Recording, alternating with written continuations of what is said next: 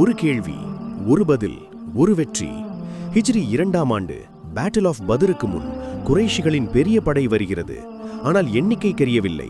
ஒரு அடிமை பிடிக்கப்பட்டார். சஹாபாக்கள் அடித்தும் கேட்டார்கள். ஆனால் அவர் சொல்லவில்லை. அவர் நபி ஸல்லல்லாஹு அலைஹி வஸல்லம் அவர்களிடம் கொண்டு வரப்பட்டார். நபி ஸல்லல்லாஹு அலைஹி வஸல்லம் அவர்கள் நேராக எத்தனை பேர் என்று கேட்கவில்லை.